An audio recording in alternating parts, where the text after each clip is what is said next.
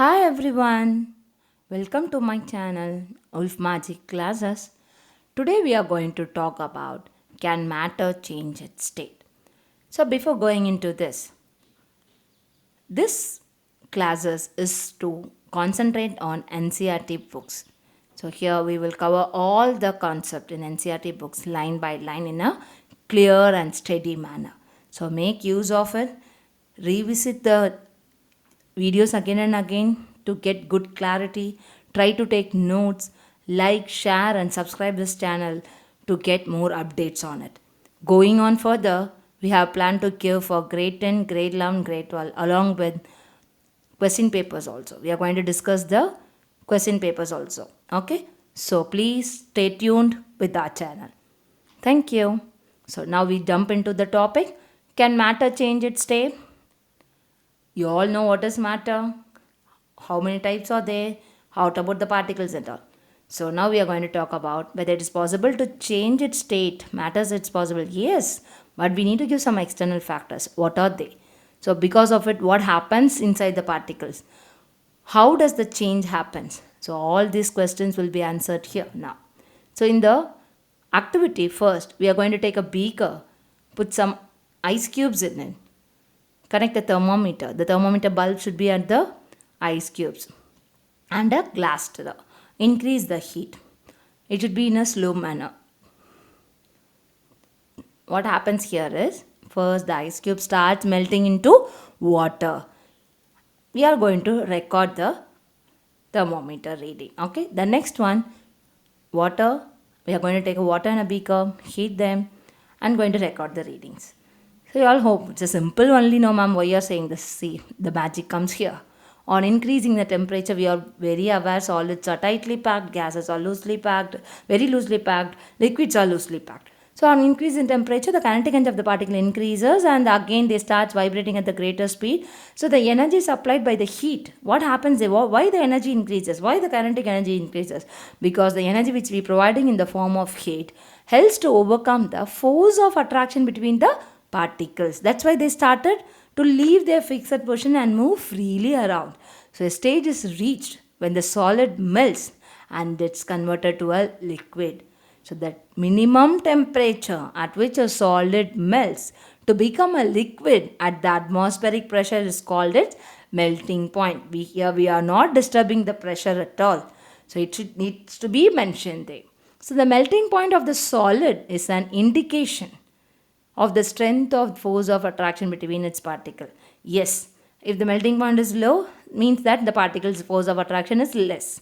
If it is very high, it is to be. See, metals have high melting and boiling point. Ionic compounds have high melting and boiling point because their force of attraction is high. So here we are talking about ice. Melting point of ice is 273.15 Kelvin. The process of melting, that is change of solid state into liquid state, is known as fusion. Change of solid state into liquid state is known as fusion. Oh, so what happens, ma'am? You told me I have taken lots of ice. One piece of ice melts and the melting point is achieved. What about the other one? Yes, it also start melting, but there is no increase in the thermometer. There is no increase in the temperature reading. Why? Because the heat is used up in changing the state by overcoming the force of attraction between the particles. So the heat energy is absorbed by the ice without showing any rise in the temperature. It is considered that it gets hidden into the contents of the beaker and it is known as the latent heat. So what is the meaning of that word latent? It's been hidden because they are taking it. There is no rise in the temperature, but the full content is not uniform. They are taking each piece is taking up the heat.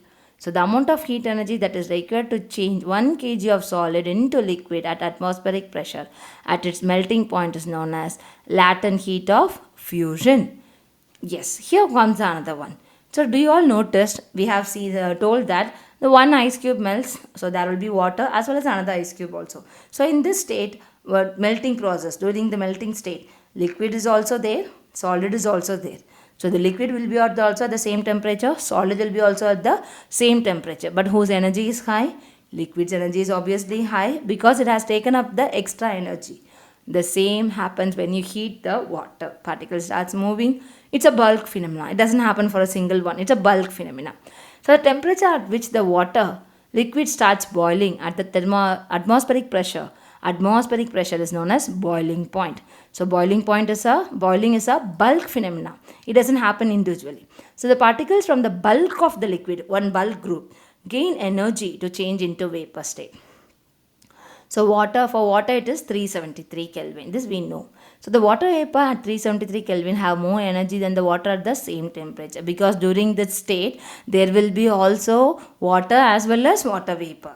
So water's temperature will be the same, water vapor's temperature also will be the same. But which has the greatest energy? Steam, obviously vapor, because it has absorbed extra energy because of latent heat of vaporization.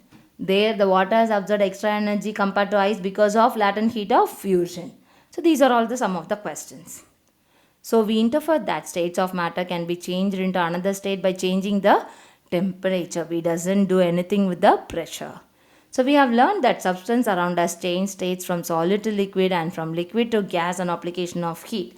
But there are some that change directly from solid state to gaseous state and vice versa without changing into liquid state. See here, take some camphor, crush it in a powder, put it in a china dish, invert the funnel and close it. So obviously we should close the knob, opening of the funnel. So now he start heating. We all know very well camphor which we use in our pujas. So camphor is converted into a gas, that is known as sublimation. So this, what happened to the gas? I have closed the knob. So this gas goes and deposit on the cotton plug. So they just called as deposition. So solid to gas is called sublimation. Gas to solid is called deposition, because it doesn't change into, there is no change of liquid, there is no change without changing into liquid here.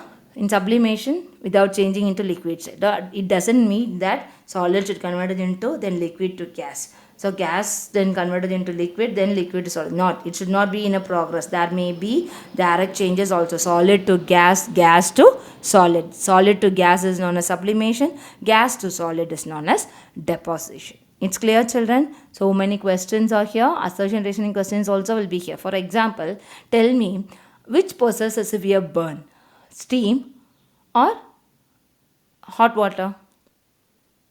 Yes, correct. Steam, because it has gained extra energy because of latent heat of fusion or latent heat of vaporization. Because of latent heat of vaporization. Very good. So like this only you need to apply the questions. Apply the concept in the question. Next important one is Kelvin is the SI unit of temperature. So 0 degree Celsius equal to 273 Kelvin. 0.15, but according to convenience it is can be rounding off. They have rounded off, so it is 273 Kelvin. So if you want to convert the temperature from Kelvin to Celsius, you need to subtract the given temperature by 273. If you want to convert in Celsius to Kelvin, you need to add 273 to the given temperature. Okay, so this is one of the question. Definitions will be there. Please listen, children. Write the definition with the exact scientific term. Okay, so the terminologies are important. Atmospheric pressure, at the atmospheric pressure, that word is important, because we doesn't do anything related to the pressure here. So we have seen only thing in this video, that change of matter by increasing or decreasing or by changing the temperature alone. I hope it's clear, children. Revisit the concept, like, share and subscribe. Let the video reach most of the kids. Okay. Thank you all.